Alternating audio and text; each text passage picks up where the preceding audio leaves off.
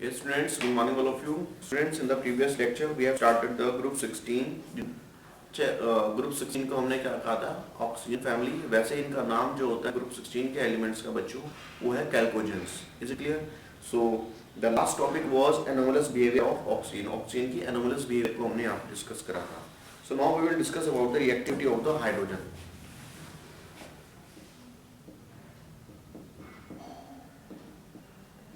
Reactivity of hydrogen. देखिए यहाँ पर हम सबसे पहले एसिडिक कैरेक्टर की बात करेंगे. तो आप देखते हैं यहाँ पर जैसे कि H2 मिलेगा, यहाँ पे H2SE मिलेगा, ठीक है ना. सो H2S, फिर H2SC, देन H2TE. अब यहाँ पर हमको इनका एसिडिक कैरेक्टर देखना है. देखो सिंपल सी बात है, जो जल्दी the compound which release H+ faster than it will be more acidic. और H+ फास्टर कौन जल्दी रिलीज कर सकता है? जिसका बॉन्ड लेंथ वीक हो, मतलब कि बॉन्ड डिसीजन एंथैल्पी कैसी हो, जिनकी बॉन्ड डिसीजन एंथैल्पी सॉरी क्या हो, कम हो, उसको उसकी एसिडिक स्ट्रेंथ ज्यादा होगी क्योंकि वो H+ जल्दी रिलीज करेगा. तो यहाँ पे टेलुनियम का साइज सबसे बड़ा है, उसकी बॉन्ड लेंथ बड़ी होगी तो उसको ब्रेक करना इजी होता है, तो उसकी बॉन्ड एंथैल्पी कम होती है. तो इसलिए सबसे ज्यादा एसिडिक कौन होगा? H2TE, ठीक है ना. तो बेसिकली उससे कम H2SC, H2 उससे कम H2S और सबसे कम H2O. सबसे कम एसिडिक होता है H2O क्योंकि उसकी बॉन्ड लेंथ सबसे छोटी होती है, H+ का रिलीज होना मुश्किल हो जाता है. Next one is thermal stability. Thermal stability. Thermal stability की बात करेंगे बच्चों. यहाँ पर थर्मल स्टेबिलिटी में देखना है, सिंपल सी बात है, हीट करने बॉन्ड जल्दी ब्रेक हो जाएगा. जिसका बॉन्ड एंथैल्पी कम होगी वो जल्दी ब्रेक हो जाएगा, जिसकी बॉन्ड एंथैल्पी ज्यादा होगी वो देर में ब्रेक होगा, जो देर में ब्रेक होगा वो ज्यादा स्टेबल होगा. तो उसकी बॉन्ड एंथैल्पी ज्यादा है तो H2O जो है थर्मल, उसकी स्टेबिलिटी सबसे ज्यादा है. उससे कम H2S, उससे कम H2SC. आपको पता है बॉन्ड लेंथ बड़ी होती जा रही है. और सबसे कम H2T. इसे क्लियर? चलिए, और उसके नीचे हम पोलोनियम देखें तो H2PO भी हो जाता है. पोलोनियम का साइज सबसे बड़ा होगा बॉन्ड लेंथ का, उसको तोड़ना आसान होगा तो उसकी स्टेबिलिटी सबसे कम होती है. Next one is reducing character.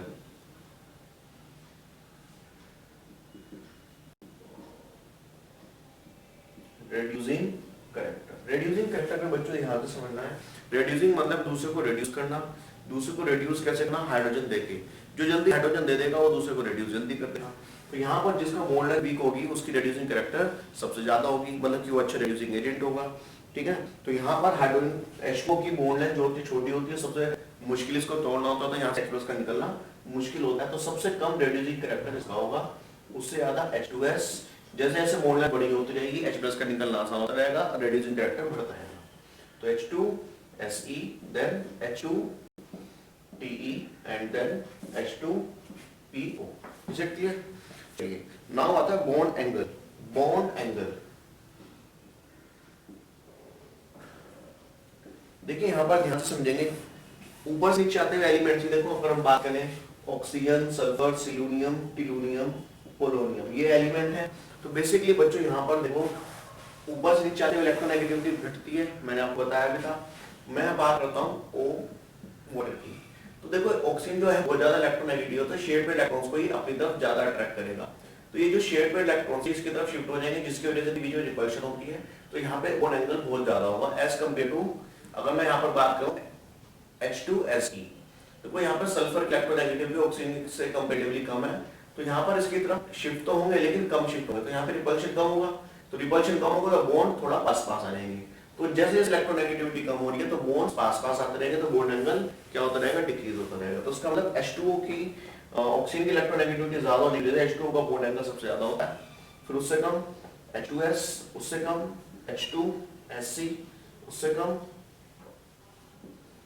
H2TE. Is it clear? तो इस तरीके से हमको ये ऑर्डर मिलता है, ठीक है जी. चलिए, नेक्स्ट आता है reactivity with oxygen. Next one is reactivity with oxygen. Oxygen के साथ आपको रिएक्टिविटी देखनी है. Reactivity with oxygen. ऑक्सीजन के साथ रिएक्टिविटी देखेंगे बच्चों. यहाँ पर आपको पता है ये जो ग्रुप 16 के एलिमेंट है वो या तो EO2 टाइप ऑक्साइड बनाएंगे या फिर EO3. यहाँ पर जो E है वो क्या है? सल्फर, सिलूनियम, टिलूनियम और पोलोनियम, इनमें से कुछ भी हो सकता है। Is it clear? चलिए अब बात करते हैं जैसे कि SO2 गैस है, वहीं अगर बात करें SeO2 वो क्या सॉलिड है। आई बात समझ? तो इस तरीके से यहाँ पर हमने इनकी फिजिकल स्टेट भी बता दी आपको ऑक्साइड्स की। अब ऐसा क्यों होता है? क्योंकि SeO2 जो है वो पॉलीमेरिक फॉर्म में मिलता है, ठीक है ना, वो पॉलीमेरिक फॉर्म में मिलता है और ये डिस्क्रीट फॉर्म में मिलता है, एक individually SO2 molecule discrete molecule मिलता है और ये पॉलीमेरिक फॉर्म में मिलता है। तो इसके लिए सॉलिड स्टेट में है, ये गैसेस स्टेट में है, ठीक है ना। आगे चलते हैं। Reducing character of dioxide decreases down the group. ऊपर से नीचे आते हैं, रेड्यूसिंग कैरेक्टर कम होता है। रेड्यूसिंग कैसे होता है बच्चों? रेड्यूस दूसरे से ऑक्सीजन लेना तो उसको रेड्यूस कर देना, तो रेड्यूसिंग एजेंट की तरह से कम बिहेव करते हैं, क्योंकि ऊपर से नीचे साइज बड़ा होता है तो इनके ऑक्सीजन को अट्रैक्ट करने की पावर कम हो जाती है, तो रेड्यूसिंग कैरेक्टर कम होता है, ठीक है ना। वहीं अगर हम बात करें SO2 is reducing agent, Y TeO2 SeO2 और सॉरी SO2 एंड TeO2 ये कौन है? ऑक्सीडाइजिंग एजेंट है। और वहीं बात करें इसकी, ये है रिड्यूसिंग एजेंट, ये है रिड्यूसिंग एजेंट। आपको पता है यहाँ पर सल्फर का साइज छोटा है, फटाफट से दूसरे से ऑक्सीजन ले लेगा, उसको रिड्यूस कर देगा, तो ये अच्छा रिड्यूसिंग एजेंट है। वहीं बात करें Te का साइज बड़ा हो जाता है, साइज बड़ा होने की वजह से अट्रैक्शन कम हो जाती है, ऑक्सीजन लेने की टेंडेंसी कम होती है, जिसकी वजह से इसकी ये एज अ ऑक्सीडाइजिंग एजेंट की तरह काम करता है। ये ऑक्सीजन देना ज्यादा पसंद करता है एज कम्पेयर टू उसे एक्सेप्ट करना। इसलिए चलिए अब नेक्स्ट बात करें reactivity with halogen. Reactivity with halogen, halogen के साथ रिएक्टिविटी देखनी है बच्चों। रिएक्टेड विद हैलोजन, तो यहाँ पर हैलोजन के साथ कैसे कंपाउंड में आते हैं? EX2, EX4 और EX6 एंड EX6 इस टाइप के यहाँ पर कंपाउंड बनते हैं, ठीक है ना। इसके अंदर हाइब्रिडाइजेशन जो होगी बच्चों sp3 होगी, लेकिन शेप कैसी बनेगी बच्चों? यहाँ पर शेप बनेगी आपकी अरेंजमेंट, तो यहाँ पर अरेंजमेंट कैसा होगा? टेट्राहेड्रल, ठीक है ना, टेट्राहेड्रल। शेप कैसी होगी?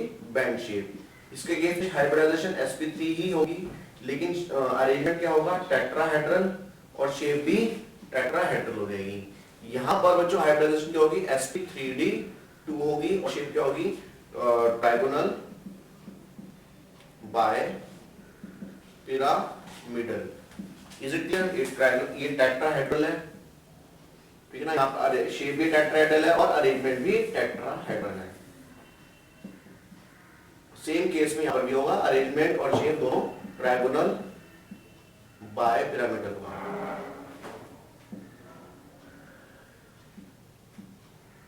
Is it clear? चलिए अब आगे बात करते हैं बच्चों, यहाँ पर हम preparation of dioxin, oxygen dioxin की प्रिपरेशन की बात करेंगे यहाँ पर, तो बहुत ध्यान से देखना है।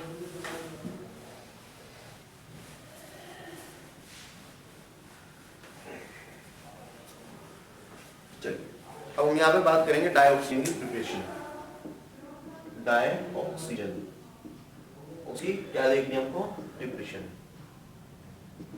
देखिए डाइऑक्सीजन को प्रिपरेशन कैसे करी जाती है? देखो सबसे पहले तो हम करते हैं बाय हीटिंग KClO3। KClO3 को हम क्या कर देंगे? KClO3 को कर देंगे हीट, ठीक है ना। हीट करते क्या होगा? KCl और O2 में डिकम्पोज हो जाएगा और आपको क्या मिल जाएगा? ऑक्सीजन मिल जाएगा, ठीक है ना। आगे चलते हैं। अच्छा यहाँ पर एक हमको MnO2 एज अ कैटलिस्ट भी लेना पड़ेगा रिएक्शन को फास्ट करने के लिए। नेक्स्ट आता है thermal decomposition of the oxides of metal. Metal oxides को हम क्या करते हैं?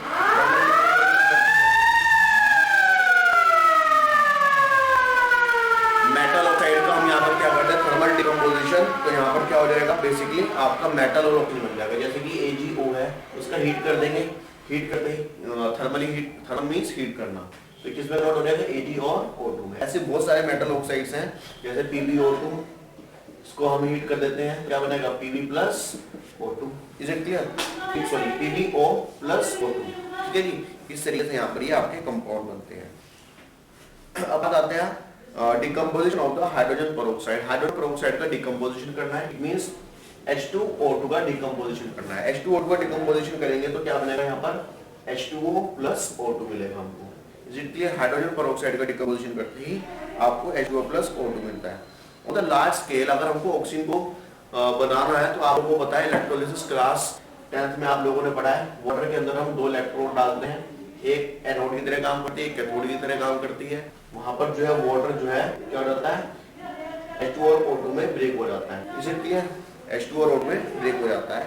इस तरह से भी करते हैं। और कैसे कर सकते हैं, by fractional distillation of liquefied air. Liquefied air का फ्रैक्शनल डिस्टिलेशन, एयर का लिक्विफेक्शन करेंगे, जैसे हमने नाइट्रोजन बनाई थी उसी तरीके से हम ऑक्सीजन भी बना लेते हैं। नेक्स्ट बच्चों यहाँ पर कुछ प्रॉपर्टीज हैं वाटर की, उसको ध्यान से देखना है। It is colourless, odourless and tasteless gas. It is slightly soluble in water, water के अंदर थोड़ा बहुत सोल्यूबल होती है कौन, oxygen, but it is soluble in but its solubility in water is just sufficient for the vital of the support of the marine or aquatic life। मतलब कि ये सिर्फ इतना ही डिसॉल्व हो पाती है वाटर के अंदर कि जो एक्वेटिक स्पीशीज है या मैरीन स्पीशीज है उस मैराइन जो लाइफ है उसको क्या कर सके, सपोर्ट कर सके उनकी लिविंग को। अदरवाइज वो नहीं तो डेड हो जाएंगे, क्योंकि अगर ऑक्सीजन नहीं डिसॉल्व होगी वाटर के अंदर। लेकिन एक चीज और ध्यान रखना, जो कोल्ड वाटर है उसके अंदर ऑक्सीजन ज्यादा डिसॉल्व होती है, हॉट वाटर के अंदर ऑक्सीजन कम डिसॉल्व होती है। ये हम चैप्टर नंबर 2 सॉल्यूशन के अंदर पढ़ा है हमने। ठीक है जी, चलिए आगे बात करते हैं। It liquefies at 90 kelvin and freezes at 55 kelvin. ठीक है, it is paramagnetic in spite of having even number of electron. इसके अंदर इवन नंबर ऑफ इलेक्ट्रॉन होने के बावजूद भी ये कैसा है बच्चों, ये है पैरामैग्नेटिक। ठीक है ना। Dioxygen directly react with nearly all the metals and non metals except some metals like gold, platinum. ये कैसे होते हैं, इनर्ट मेटल होते हैं, ये रिएक्ट नहीं करते। ठीक है ना। लगभग ऑक्सीजन जो है सबके साथ ये करके ऑक्साइड्स बना लेती है। ठीक है ना। सम नोबल गैसेस के साथ में ये रिएक्ट करती है। Some of the reactions of dioxygen metals, non metals and other compounds are given. देखो जैसे कैल्शियम ऑक्सीजन, सॉरी कैल्शियम को मैं ऑक्सीजन के साथ रिएक्ट करा दूं, क्या बन जाएगा, कैल्शियम ऑक्साइड बन जाएगा। ठीक है ना। वहीं अगर मैं एल्यूमिनियम को ऑक्सीजन के साथ रिएक्ट करा दूं तो क्या बन जाएगा, एल्यूमिनियम ऑक्साइड बन जाएगा। वहीं अगर मैं कार्बन को ऑक्सीजन के साथ रिएक्ट करा दूं तो क्या बन जाएगा, कार्बन डाइऑक्साइड बन जाएगा। ठीक है ना। सल्फर डाइऑक्साइड को मैं ऑक्सीजन के साथ रिएक्ट करा दूं तो सल्फर डाइऑक्साइड बन जाएगा। तो इस तरीके से बच्चों यहाँ पर इसकी केमिकल रिएक्शन देखने को मिलती है। तो आई होप बच्चों आज का आपको टॉपिक क्लियर हो गया होगा। सो आज के लिए हम करते हैं। Okay, thank you.